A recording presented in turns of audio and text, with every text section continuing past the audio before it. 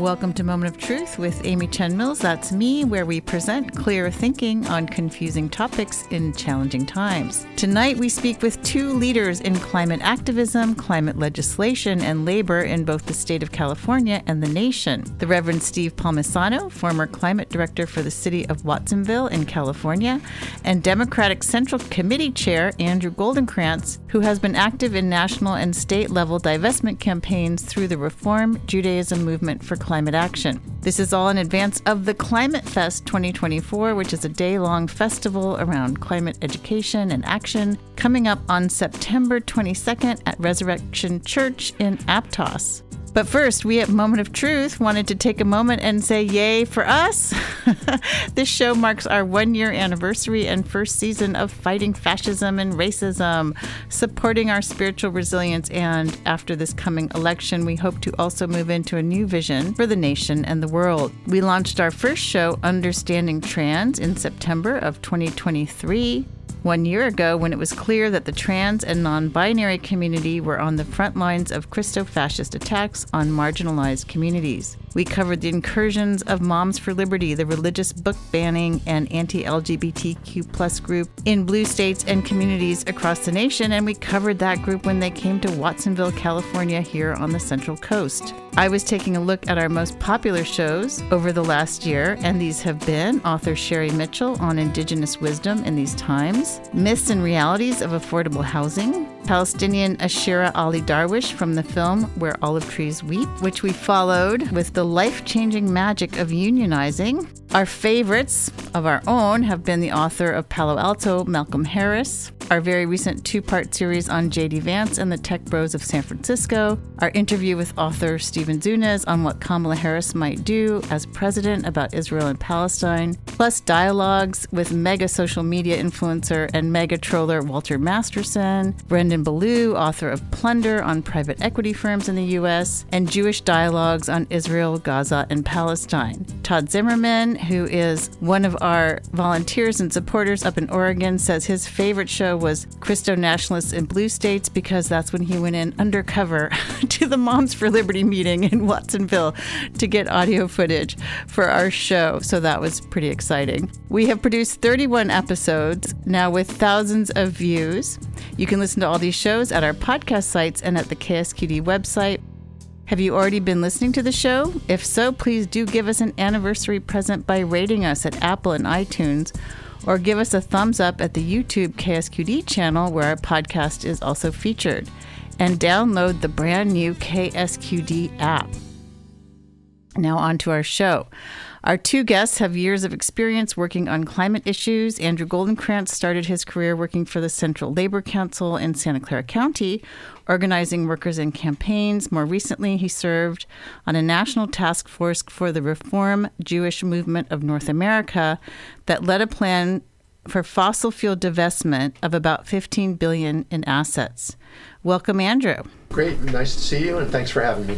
Thanks for coming. I really appreciate it. Steve Palmisano is a Zen Buddhist priest and earth activist who used to work as the Climate Action Plan Director for the city of Watsonville. Reverend Steve helps to lead the local Dayenu Interfaith Climate Action Group, composed of 19 faith organizations, as well as the Earth Care Group at Santa Cruz Zen Center. Welcome, Steve. Oh, thank you so much. Thanks for being here. The Dayenu Group is sponsoring the day-long Climate Fest coming up on September 22nd at Resurrection Church and featuring State Senator John Laird and many others. And welcome to our guests. We're so pleased you could be here. And I wanted to talk with you both a little bit about your backgrounds.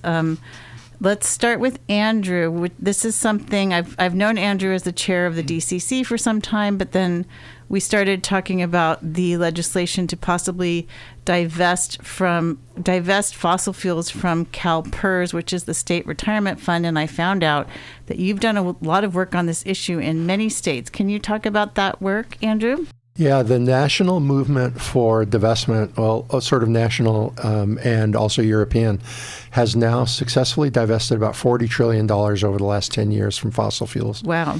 And it's a heavy lift. The work is not easy. And increasingly, what we're discovering is that if you, for example, we just looked at a big 10-year study of the entire Standard & Poor's, stock index, and found that if you pull the energy stocks out, the Standard & Poor's without energy performed at a much higher level than with energy. So the idea that for people who are investing, or people like me, I have a public pension, right? And I want that to be secure. So there's a couple of concerns that we have to address. One is that the investments are not going to tank if we move in this direction. And there's increasingly good evidence that is not the case, that investments will be secure. The second thing is the idea that if you or I or a big pension fund like PERS or STIRS sells their stocks in energy companies, will the people or institutions who buy those stocks, will they be less accountable or will they be more concerned? And that is an issue that we have to think about. There's also the issues in the investment world about the transaction costs. Investment is not something it's not something that you do overnight. And so in the states, New York and Maine and part of California, as well as in the university movements, usually when divestment happens, it happens over about a 4-year period. So there's like a plan, do, study, act, where there's a year of study and engagement with the core communities, and then there's a menu of options, and then there is a priority of divestment, not all at once, but in key stages, and then there's always monitoring and reporting back to make sure that we're building community and engaging people at the same time. Again, in my professional world, I'm a school teacher. And so when you mention PERS, there's also STIRS, which is the nation's largest teachers pension fund. Both probably $700 billion in California at stake in those two funds alone. Wow. But you did get divestment from Maine, is that right, and New York? Maine and New York are the two cities that have the two states that have led the way. Right. There's also a number of cities that have led the way. So New York City, Los Angeles, London, where they have their municipal pension funds at stake. In New York, for example, it was kind of interesting since it's Labor Day. I want to talk about sort of the labor play and all that. Turns out New York City's got 5 big municipal unions. There's teachers, there's municipal employees, there's transit unions, there's police, and there's fire. And so part of the negotiation and deliberation on that is making sure that all those people have a seat at the table, those representative groups have a seat at the table, because they have to account for their memberships. One of the things that we've discovered in California is that there's a little bit of a generational gap. So people who are closer to retirement have a shorter term interest in the potential risk and losses might be. Younger people who are thinking 20, 30 years ahead to retirement have a more I don't know what's the word, not Pollyannish, but they can take a longer term perspective in terms of what those changes are going to represent. Okay. Gotcha. Yeah, and we want to talk a little bit about labor. SEIU 521, which is the county workers union, back a couple years ago, I think it was in 2022, had climate demands in their negotiations with the county, and I thought that was pretty novel and pretty cool. I've talked to folks at SEIU, and I'll tell you what they said. They were down at the Watsonville labor was it a barbecue labor festival? Picnic, yeah, Labor Day picnic. And so I'll talk about that a little bit. But let's go to Steve Palmisano. And Steve and I actually know each other from protesting together outside of Chase Bank. Yes. Once a month on Fridays, because I feel like activism has a real role in all of this. And Steve, you actually worked for the city of Watsonville. I think you're very clear about what the climate science is showing. And how did you become, what prompted you to become an activist after being in city government? Yeah, I worked for the city of Watsonville for 28 years and did a number of different jobs there, including managing the public works department. And the last couple of years, I got really interested in climate and took on the climate action plan. And the more we redid the whole thing and really updated it. And as I learned more, I got really motivated by the science and all the facts I was learning about how what an incredibly important time we are in, and the fact that we are in a decade that will really direct the future of the next 1,000 to 5,000 years, and based on the choices we make today. And so I was so compelled by what I learned in the climate action planning process that I decided that I needed to devote my life to it. So, and at the same time, while I was finishing my career in Watsonville, I was also on a path to ordain as a Zen Buddhist priest, which I have a 30-year practice, but I had decided that was the direction I was going to go. So it was creating a new path that combined spiritual practice with environmental activism, and working with the question of how do we do activism not from a place of fear or anger necessarily, although those can be really helpful emotions, but from a place of aspiration and love and peace and equanimity. So how do we transform our culture to a more life-affirming way of being in the world while still staying connected to our hearts and to our spiritual lives and to our inner worlds? So that's my main interest, and that's how I ended up getting involved with the Dainu Interfaith Climate Action Group. Yeah, so. And that's about a year old now, 2 years old? About 2 years old now. Okay. Yeah. I remember they were showing up at Chase Bank once. Yes, that was right. probably at the very beginning. Yeah. Chase Bank, by the way, is the number one funder of fossil fuels globally, I believe, or at least it's at the very, very top. We're talking to Andrew Goldenkranz and Steve Palmisano, both of whom have done a lot of work around climate. And I was going to go and talk about labor because it is Labor Day, and some of the intersections that we're seeing with labor and climate, and some of the challenges and conflicts between the labor movement and climate.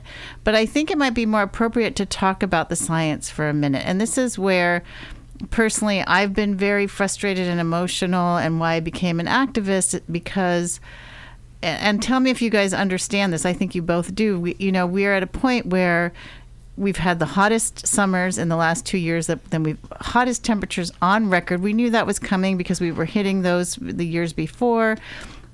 And there are tipping points in all of this where if we melt the ice in the Arctic, for example, which we are doing, right, methane starts coming out of the Arctic and starts heating us up even more, and the oceans can only absorb so much carbon dioxide. They've absorbed a heck of a lot. It's like 80-90% of our carbon dioxide, and they can start releasing carbon dioxide. And so I'm just very concerned that we're at a point where, given our economy, like the way our economy is structured and the stock market and the endless growth mentality, like, can we even do this? So what do you think about the science and the reality of things? Andrew, you've been around for a while, and you're also very familiar with how Democratic electeds think about. Do they understand, how dire the situation is? Well, many do, but the challenges are real, and you've described some of them. I think part of the problem has been that as climate science has developed in earnest since the late 1980s, that the predictive models have gotten better and better and better. And here's why I bring this up: that there was quite a period of time where a lot of the climate action plans that cities and counties and states had were like, and by 2050 we have to do this. And then as the predictive models got better, realized no, not 2050. First it was 2040, and now they're talking about 2030 or 2035. So the transition elements, those tipping points, have accelerated in a way that is really concerning. And the quote that I like on this one is from former President Barack Obama, who said, "We are the last generation. We are the first generation to see the impacts of climate change in our lives, and we're the last generation to have a chance to do something serious about it." Mm-hmm. And Steve, as a Zen priest now, we are so honored you're here. One of the things we talk about is resilience on this show. Mm-hmm. And I have found I have been in states of anxiety and depression about this. I have 2 children. People have called this pre-trauma, like thinking about what's going to happen without it having happened yet, and not seeing the huge amounts of movement that we need. Yeah. How do you approach this from a spiritual perspective? And does this science sound about right to you? How are you holding all of this? These are big Good questions. Yeah, I too am worried about the science and the models. The models actually, what's happening is that the climate is actually warming faster now than the models have even predicted. For example, the fires in Canada last summer, the carbon emissions from those fires were as big as from almost any particular country in the world, so it's like another country. And so they didn't really account for this vast amount of dry northern Canada area that will be burning, and it burned the size of Florida. Wow. And so, so that is disturbing, that is hard to hold. And at the same time, I still believe it's not too late. Rebecca Solnit has a whole website on It's Not Too Late. And so that's one of the stories I think that's really important right now, is to not believe or not listen to the story that says it's too late, all the damage is done, we're just doomed. Like, that's a really important story to change, to rewrite, that it is not too late, that we are in this decade of what we do really matters. And in terms of the whole of human history, a small action now will literally affect the future generations more than any action someone has taken in the previous centuries before us. So I think that part is hopeful. And one of the dimensions of hope I think it's really important to touch on from a spiritual perspective is that it is not just a feeling, it's a discipline. Like, love is not just a feeling, it's also a discipline. It's something you cultivate. And hope is also a discipline, and it takes vulnerability and it takes courage to have hope, to imagine a different future, to hold that we can have something different than what we see now in the context of our current social economic paradigm. We are trapped in a way in this current paradigm if we live within that paradigm. And that's where, as these fires and droughts and floods happen, I think something is going to happen where people wake up. And my hope and vision is that there is going to be a mass spiritual and cultural awakening where people say, we have to live differently. And they're going to wake up, and we're going to come together, and we're going to figure it out, because humans are really smart and really creative. So I believe in that piece of it. And there has to be, I think to hold that, we have to have our own spiritual grounding and practices to stay grounded while this is all swirling around us in chaos. Yeah. Okay, well, it is Labor Day. And so let's talk about labor a little bit. I did do some research on this. We weren't able to get a labor speaker with us because apparently they're pretty busy on Labor Day. They probably should be resting, but there are all these barbecues and potlucks and things to do, and probably other radio shows that they're doing. But I was reading a review in Jacobin Magazine, which is a socialist magazine, and the article was called Labor and Climate Must Unite, March of 2024. And this was a review of a book called Clean Air and Good Jobs. And it talked about this book that was showing some of the great examples and also some of the challenges around labor and climate, which have to do with people don't want to lose jobs, right? And so there are these great overlaps. There's some great projects. United Mine Workers of America put out a paper with the Union of Concerned Scientists in 2021, a joint statement on how important it was to respond to climate and to create green jobs. I also have talked to people at this organization called the Blue-Green Alliance. Have you heard of the Blue-Green Alliance? And they are working with unions and environmental groups to say it's kind of like a new Green New. They're not saying Green New Deal. Maybe people are feeling like that phrase has gotten a little old and tired. I've heard that. I don't know if that's true. But that, we have to have good, clean jobs for people, and we have to face the climate crisis. This is the paragraph from their paper that they're putting out on their vision. Here's just the first paragraph. Americans face the dual crises of climate change and increasing economic inequality. And for far too long, we've allowed the forces driving both crises to create a wedge between the need for economic security and a living environment. We know this is a false choice. We know that we can and must have both, and we need a bold plan to address both simultaneously. Another point of hope, I guess, is the Cornell University Worker Institute in their School for Industrial Labor Relations, and they've started a big climate program as well through that ILR, I believe it's Industrial Labor Relations. So things are starting to happen, but I don't know if they're happening enough on labor and climate. Andrew, do you have any thoughts? Because you were a labor organizer in Santa Clara. I don't know if you worked on climate at that time. It was a while back, but there are the citations you made, Amy, are really good. And here's a couple of good on-the-ground examples here in California. As your listeners may know, that down in San Luis Obispo by Morro Bay, the state is in the process of phasing out the Diablo Canyon nuclear power plant and phasing in one of the nation's largest offshore wind farms. Now, both of those, that's a significant economic disruption. In the end, there's an opportunity. There's net job creation that takes place, but the specifics of whose jobs get eliminated and whose jobs get created is something you got to negotiate on the ground.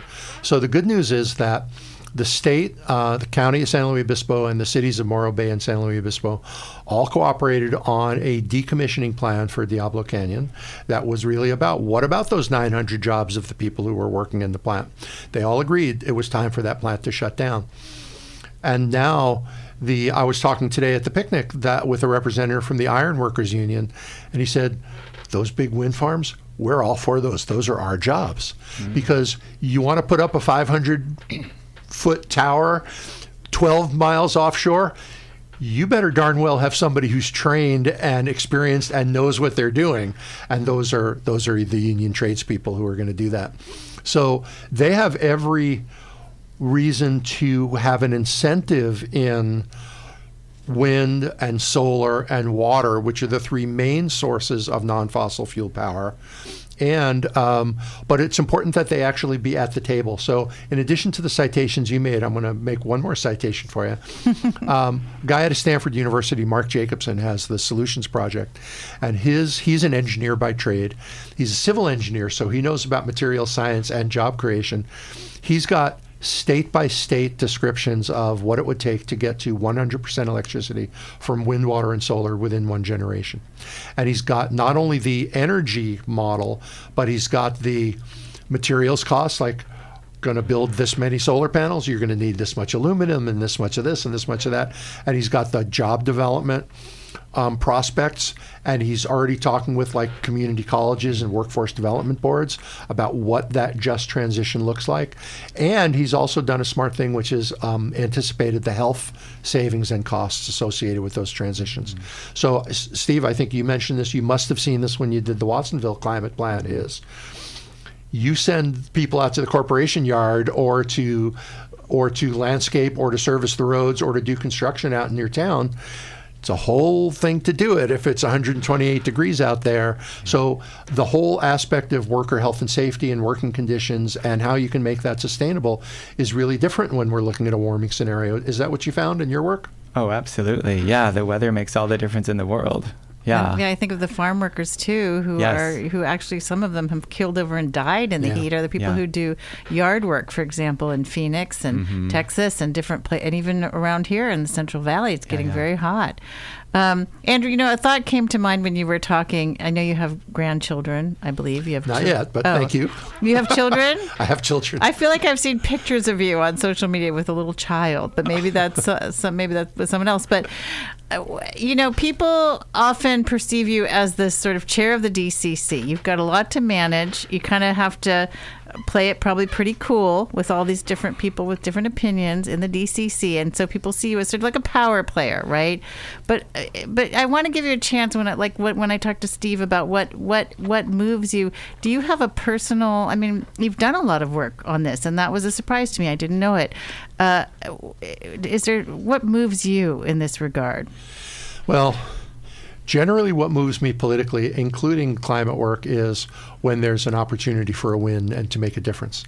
And so, for example, the report that you mentioned that I helped author to move the Reform Jewish entities out of fossil fuel investments was about 2 years in the making. It was a national commission that I sit on, and we had to make sure, in order to speak with a national voice, it couldn't be just like Northern California true blue guys like me.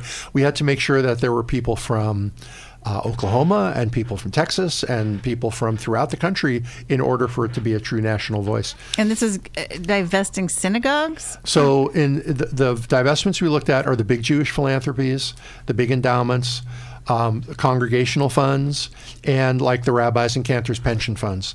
The total, depending on whether it's about $3 billion in direct investments in the energy companies. And then when you think about the Chase and the whole financial infrastructure of the insurance companies and the enablers, probably closer to $15 billion overall. Okay, gotcha. So that was a case where the work was hard, but we were able to get somewhere. Something else that motivates me, again, I'm a school teacher by trade. We put 700 kids last April at the Computer History Museum in Mountain View for a climate action summit for kids. And the whole thing was them telling adults, like, we don't have time to wait for your timetable. Like, this is our world that we're getting into. And so I take great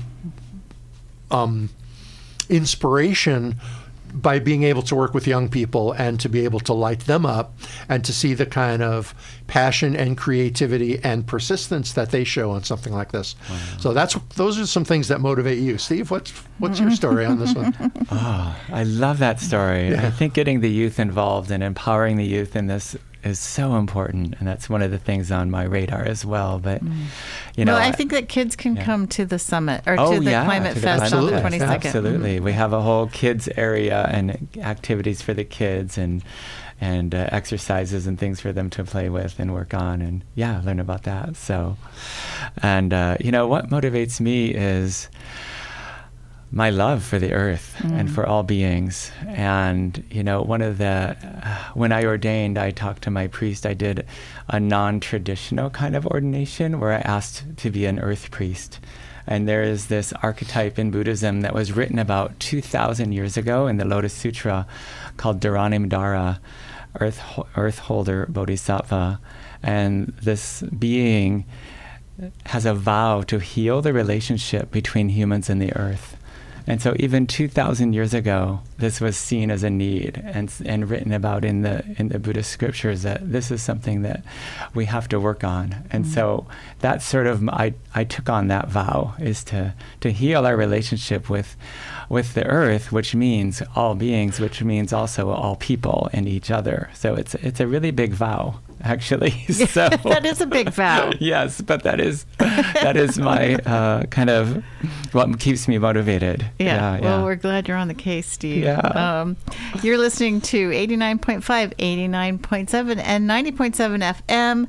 K-Squid on the California Central Coast. We're going to go to a quick break and come back to talk about climate and labor. That's our focus on this Labor Day of 2024.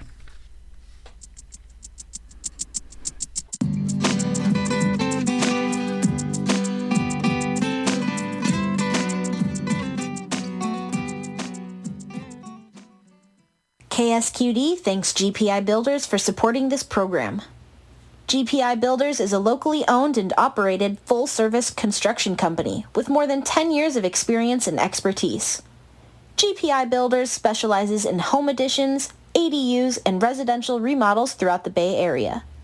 For more information, 1-800-916-8343 or gpibuilders.com. Thank you, GPI Builders, for supporting community radio, K-Squid.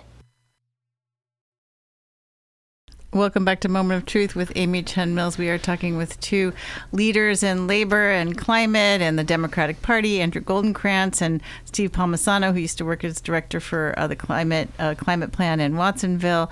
And that was Donna Summers, of course, saying that we need hot stuff. It's actually the opposite. We don't need hot stuff. We need to stop the hot stuff. But we thought that would be kind of appropriate. I do want to say, because it is Labor Day, that I did talk to Liam McLaughlin, who's a representative of SEIU 521, which is the county workers. And they are going to the Board of Supervisors on September 10th to present their union demands for those of you who want to show up to support labor. And then on the 18th is when their contract expires and they may vote to go on strike. The big issues are mental health care, not having enough people to do mental health care in the county, and they're actually demanding or requesting, or whatever you want to call it, a 32-day work week, which was also a UAW demand that actually got let go of because it was considered a little too radical. But I sometimes I feel like we need radical, bold moves. And so I want to hear from both of you, because I think, well, if we all had a 4-day work week, we need to just slow down the pace of technology, of our economy, of our consumption. It's like everything is tied into fossil fuels. AI is already creating more demand for fossil fuels and actually reopening coal plants to support AI. And so, Andrew, when you talk about divestment, and we had this bill to divest CalPERS from fossil fuels, which was sort of abandoned at some committee. What was the committee that abandoned this one? The CalPERS, the retirement the Pensions committee. and Retirement Committee. Yeah, and so it feels like we need this so then there's like stakeholder activism that's happening at the CalPERS level, which is we're going to try to shift the fossil fuel industry away from, I don't know how that's going to happen, but what do you see? Because I think you worked on these state level divestment plans, right? Not just synagogues and Jewish community stuff, but also state divestments. And so that has happened, and some cities have divested. And so do you see hope when we've just failed in California to divest the CalPERS retirement plan? We're always hopeful. I mean, the loss of the divestment bill was a loss, and that's what happens when you go to Sacramento or Washington, is you don't win them all. And I hate losing, so I'm with you. But there were some other wins. So, for example, the state passed and the governor signed a bill that requires climate education in schools K-12 for the first time ever. And so there's a real opportunity then, and I want to give a shout out to our friend Farah Sabah, the county superintendent, as well as the district superintendents here in the county, and a partner and affiliated partners like Tracy Weiss from O'Neill Sea Odyssey and some of the other community partners who are really intent on putting good quality material in the hands of all students. So what you got to do is keep at it. And again, one of the things that we learned in the divestment, in the failure of the divestment bill, is that a conversation in Santa Cruz is very different from a conversation in Long Beach or a conversation in Bakersfield or a conversation in the Inland Empire. Those are all Democratic strongholds in the state.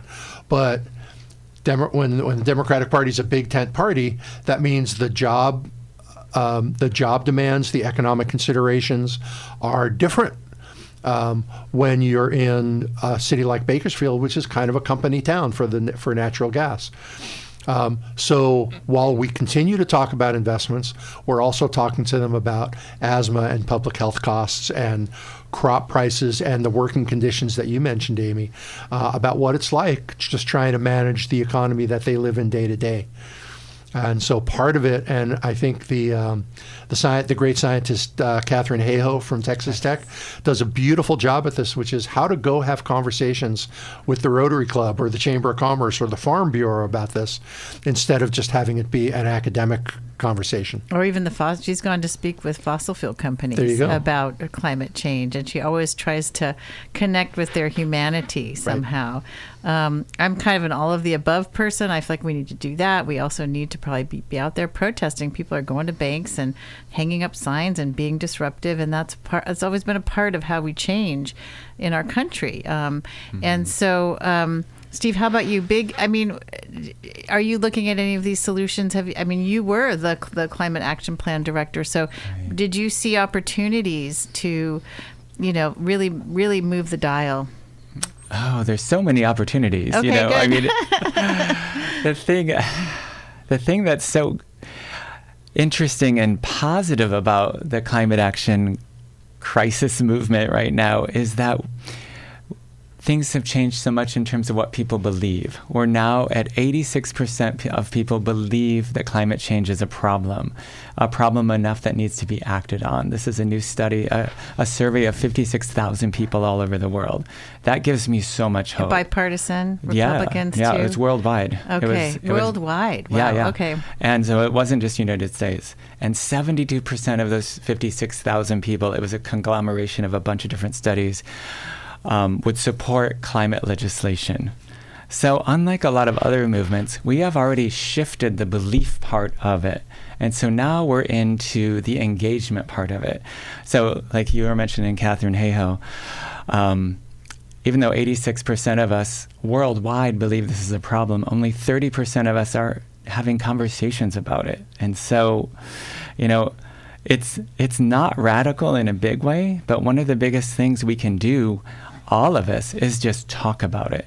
And when I say talk about climate change, I actually mostly mean listen. Engage people, bring it up at dinner or with your friends or out. And we got to find new and creative ways to talk about it, but getting people engaged, because I think what we really need is a shift in consciousness, a shift in awareness, where people, there's so much a story of I'm just one person, what can I do? And yet one person or alone, maybe not so much, but in a group. So the big messaging that we're working on in our interfaith climate action work is join a group. Stop being an individual. That's what Bill McKibben of 350.org says, is individual actions will not change the systems. It's time now we have to work at a systems level, changing our systems of government, systems of awareness, of food systems, energy system, all of it. So we have to join a group. Yeah. So find a group that calls to you, and then talk about it with people in your networks. Talk about it, and it's uncomfortable. Yeah. But there is common ground, and so at the Climate Fest, one of the sessions we're having is how to have difficult conversations, and it's specifically about how to do deep listening, how to hold space for people with different values or perspectives or political beliefs than your own, because these are the conversations we need to have to heal the polarization in our society. I think we're so polarized, we can't listen to each other right now. And if we can't listen to each other, we're never going to come to agreement. And all the technical solutions are there. As Andrew was saying earlier, they're all ready to go. We can get to clean energy in 10 years. It's shown on paper. It's shown in engineering. But we have a crisis of the imagination. Yeah, and we probably need some industry captains to get on board and some bank CEOs to get on board. I mean, I don't know. I actually have called Jamie Dimon's office, and you get a secretary and you leave a message. You can do that if you're at Chase Bank. Call Jamie Dimon. The number's on the internet, right. I think, or Rainforest Action has it because they track these things. I guess what I'm wondering is can we have a stock market, right? We are a neoliberal capitalist economy. We have a stock market where even the executives, if they say, well, I don't want to be doing these terrible things to the environment, but I have to because shareholder value. It seems to me we need either a carbon tax. We need, one of the books that gave me the most hope was the book Ministry for the Future, because it was sort of reality based, terrible things started to happen. It wasn't until then, millions of people dying in India in a heat wave, in a wet bulb event, which is high humidity. That's when people started to adopt, this currency that was based on carbon capture, for example. I think we need that kind of systemic change. Andrew, I don't know because you talk to a lot of political people. Can we reform the stock market? Are there any ideas out there? Is anyone talking about a carbon tax anymore? But, I went to D.C. to lobby for a carbon tax, for example. I went to Panetta's office and talked to him. I went to the Schatz Senator Schatz's office. What do you think? So what you're saying is pretty right. Taxes, lobbying for increased taxes is never a popular. It's never going to make you prom king in a political conversation. And I think we just have to realize that's part of the political political discourse. So more often the conversations are about targeted tax credits rather than raising taxes. But I think, Amy, you made a really important point, which is where's the leadership in the business community? And I think there is some. So one that I would cite is a guy named John Doerr, who was one of the real primary VCs in Silicon Valley since its inception 50 years ago. And he wrote a very good book about scaling into sustainability. And so I think one of the things, rather than attack at least in the business community, if you go in there and attack their profit margins, that's a conversation closer. That's not a way to listen. That's where you're going to wag your finger at them, and then it's just not going to work. But I think where the business community is starting to come around is sustainability. So, for example, there's been a lot of talk the last 10 years about things like supply chains. But forward-thinking business leaders realize that it's not a linear chain, that that all resources exist in a circular economy. And so you're starting to hear those conversations change, and it's often coming from the investment community. So there is some promise there. Hasn't reached critical mass yet, but it's getting there. One of my favorite stories on this one comes from Apple Computer. When they were building the spaceship headquarters in Cupertino, Tim Cook got on an investor call from Bloomberg one time, and he was talking about this and this and this and this and this. And he said, oh yeah, by the way, we decided we're going to power our plant by this solar farm that we're buying down in Paso Robles. It's going to save us $40 million a year. And then he, without blinking, just went on to the next topic. So it was not a climate strut. It was not an environmental flex. It was pure Tim Cook business leadership saying, we're going to save money by doing this. And that was really powerful. So it can be done, but we have to have more of it. Yeah, thank you for that. I guess I'm a skeptic. I'm just like, well, I get upset with these, but I think we have a phone call though. Do we have someone on the line who has a comment or a question? So let me just remind everyone, as per the FCC, that you are listening to 89.5, 89.7, and 90.7 FM. Caller, are you there? Yes, I am here. Great. What is your name and what is your question or comment? This is Michael, and I'm with Boccia. And what I wanted to say is that, I'm aware that renewable energy sources are coming online quickly and their cost is plummeting, but our fossil fuel usage just keeps growing every year. I know that's... And also, the manufacture of new energy sources will create a large pulse of fossil fuel use and emissions for a number of years. And so, we can't get the crisis under control unless we reduce our total energy use instead of just adding to it with these new, supposedly renewable forms of energy, and which leads to my conclusion anyway, that we'll need to replace our growth-based economy with something different, which is a tall order. But I'm wondering if either of the guests have any ideas for accomplishing that. Yeah. I mean, thank you, Michael with Boccia. And if you will answer your question while you're off the air, if that's okay. Okay, thank you very much. Okay, thank you for calling. I mean, I guess I see things like indigenous stewardship becoming more and more popular. I mean, I feel like there's lots of different pressures and things that, we have to accept. And then, Steve, you talk about people changing their consciousness, which is about changing our thoughts. And once our thoughts change, then our behaviors change, is how I see it. What do you have to say about what Michael said? Okay, great, we're developing new energy sources, but overall, every year, carbon dioxide emissions are going up. We're not actually making a dent in greenhouse gas emissions, honestly. Steve?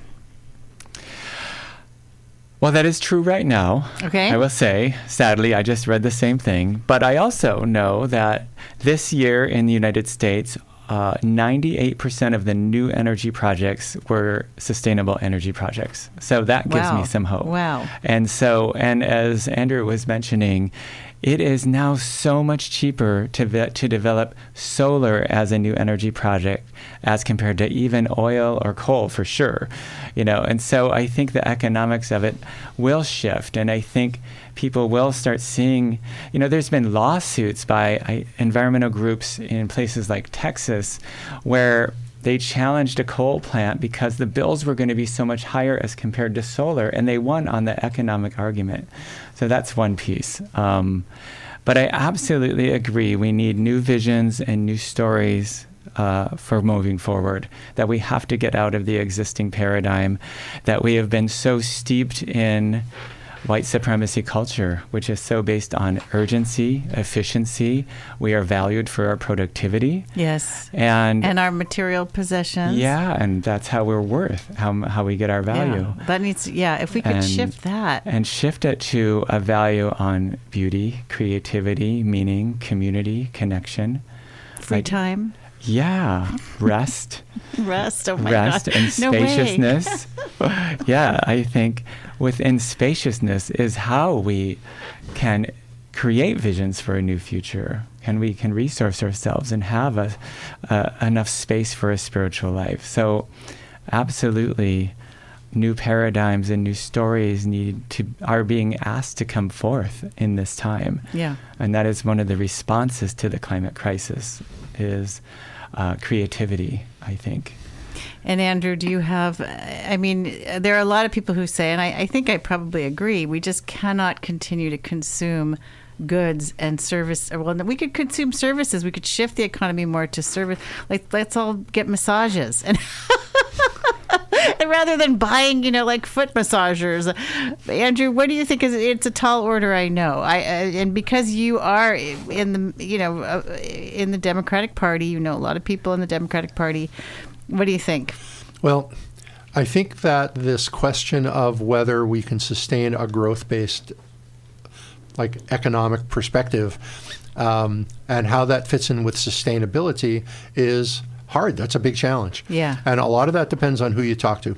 Now, Bill McGibbon, Reverend Steve cited him a little bit ago. He's been a real advocate for this idea of kind of aging in place as a civilization.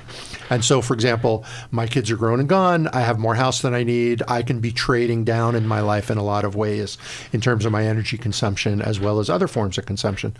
But a lot of that depends on who you talk to. If we're talking about the millions of people in this country who are paying 50% or more of their income on housing, and you say, we're going to slow down housing production, that's not a conversation starter. That's not a way to build those relationships. So I think that, and a good example of that is the Congress member from over the hill, Ro Khanna, who's like a Silicon Valley guy. He wrote a great book called Dignity in the Digital Age, in which he starts with a trip he took to West Virginia to have that conversation about shutting down a coal plant and what's the economic development look like and what's the workforce development look like to replace those jobs. Those people are not going to move to Cupertino and Sunnyvale to work in high tech. So the question is, which jobs can or can't be moved to West Virginia? And you have to have that conversation takes place on the ground. So I'm gonna come at it from the standpoint that that we have to globally as well as in our country, in order to have a just transition, we have to be able to talk to poor and working class people and say, this is going to increase your quality of life as well as your material standing so that you can put food on the table for your family. And all of those other systematic changes, for most of them, but you can't pretend that conversation isn't happening. Well, and that sort of speaks to the idea that we need to have unions and labor be a part of this movement. Yeah. And then also people would say we also have to enact some policies that are I think taxes on the wealthy, because we have very wealthy people consume a lot more and emit more greenhouse gases than middle class and working class folks and poor folks. That's a good point. So let me add one more thing. Is sure. When the caller talked about consumption, remember that even though Reverend Steve is absolutely right, the lowest cost kilowatt hours right now are solar and wind in that order. But the kilowatt hour that costs exactly $0 is the one you never have to use through conservation. And so I think when we talk about a transition to fossil fuel tools, that we also have to make sure that conservation and reducing consumption is part of that conversation. Mm-hmm. And I know that I go through office buildings in my workplace and I see the we've moved towards temperature control through central thermostats, and yet people open the doors to get fresh air while the air conditioner's blasting. Now, you would never do that in your car, but in an office environment, people feel allowed to do that. Oh, there's so much waste, it seems. And so, like, yeah. so I think conservation needs to continue to be at the center of the conservation in the conversation. Right, gotcha. And so, Trump, Harris, or Stein? Stein's Green Party, or RFK Jr. Who are we voting for? And I probably know what your answer is going to be, but let's hear it from, let's see, Steve first. Well, I love Kamala Harris, and, just for her climate, for her powerful leadership stance, where I heard an interview with her with the group from Queer Eye, and she said something just about, I want to lift people up. I'm tired of the kind of leadership that's just pushing people down. Yeah. And I'm like, and she was an early supporter of the Green New Deal. Wow. I didn't know that. And she has a whole section in her book, The Truths We Hold, on climate, if people want to take a look at that. Right. Yeah. And she was a huge proponent of getting the Inflation Reduction Act done. She was the deciding vote on that. Wow. Mm-hmm. So she has proven herself as, very dedicated to the climate movement. She hasn't mentioned it much, and I think that might be political. Andrew, how about you? So. What do you? Who are you going to vote for? I think we know. Yeah, I agree. Harris and Waltz are light years ahead of the other candidates when it comes to not just the clarity of the ideas, but the opportunity to get things done. And the Inflation Reduction Act is one really good example. What was it we were talking before the show? $300 billion? $350 billion. A lot of it in sustainable construction. And part of that is... And this is in the IRA? Yes. Okay. Yes, in the legislation that Biden passed, which no one has the time to read, so we need people to break it down. Right. And so and she speaks with clarity about energy transition. And when she was Attorney General, she put polluters in jail. And so I think she speaks with a concrete set of ideas that we have never seen in a major party presidential candidate, with the possible exception of Al Gore. And he was ahead of his time on these issues. Yeah, he was, yeah. But that also showed in the fact that it would... that was 25 years ago. So I think Harris and Waltz are the team of the moment. And we got to go all out from my standpoint. Well, not only that, because not only do they have good ideas. Sorry, did you want to finish that? No. But, the Republicans are still saying that climate change doesn't exist. And that's absolute insanity. That's putting a lot of people's lives in danger, millions and possibly even billions of people's lives around the world. We have a couple minutes, like 2 minutes, to talk about the climate. We have to talk about the Climate Fest. Right. So, Steve, you're on to talk about what Senator John Laird will be there. Yeah. And it'll be from 11 to 4, and what else? 11:30 to 4:30 at Resurrection Church in Aptos. And yes, we have Senator Laird coming to talk about engaging in climate advocacy, why your voice matters and how to be heard. My vision is that every single person becomes a climate activist. So I want everyone to come to that session. And John, of course, is a great role model. We're having an interactive experience called Visioning the Future Our Hearts Know Is Possible. And that's about envisioning with art and writing how the world we want to see happen. Because so much of activism is about what we don't want. But a really important piece is really thinking about and getting clear about what we do want for our future. We have a session on how to talk about climate change and other difficult issues, which is another piece we talked about earlier, where how do we break down the polarities, break down the divide, and come together. And this is September 22nd. It'll get us ready for our family visits at Thanksgiving, where we can actually practice some of these skills. And then we have a session on making a difference by eating well.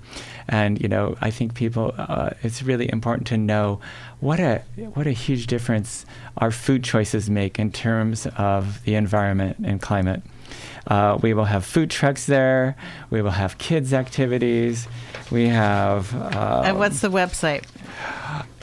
Is there a website? There's a website. Just Google Climate Fest 2024 Santa Cruz, and you will come to our more detailed website where you can get more information and also sign up for the Dayunu Interfaith Climate newsletter so we can keep you informed on all the things we're doing. And you can join and you can be a part of all of this locally. Thank you so much, the two of you, for coming in. We're going to have to wrap it up. We're at the top of the hour. Thank you, Steve Palmisano. That was a chance to say thank you or you're welcome. Okay, Andrew, thank you for coming in. Thanks for having us, Amy. Thank you, Amy. This was really fun. Yeah, I'm really glad you all are working hard at this. And our next show is with Jess Craven, a major Democratic organizer in Southern California who also writes the Substack, Chop Wood, Carry Water. Go check it out. And she runs a popular TikTok and Instagram channel where she breaks down the facts about the Biden administration and the Democrats. We're going to ask her all the questions, good, bad, and ugly. We want to talk about what the Biden legislation has been all about these past 4 years and the Harris-Walz platform. Does democracy work? Can it work? How can we make it work better? And what can we do for the coming election? Steve, you have a letter writing at the Zen Center every Tuesday up on top of Mission Hill, 113 School Street. So every Tuesday at noon, you can go to the Zen Center and write letters for democracy for this election. And thanks so much to our Moment of Truth team, Nyako Nyasu, Mei-Ling Obinata, Vara Ramakrishnan, Todd Zimmerman, and Joy Schendeldecker. Thanks to Howard Feldstein and the entire KSQD team. Find us on Discord or on social media at Amy Chen Mills on Facebook, TikTok, and Instagram. Listen to all our past shows at your podcast streaming sites on Apple, YouTube, and Spotify, and the new KSQD app. Please support us by rating us and leaving your review.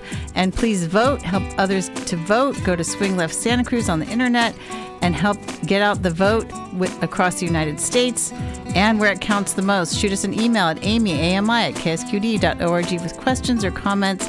And if you need to know where you can plug in to help out with the coming election, email us. We will let you know. And remember, if we don't use our democracy, we lose our democracy.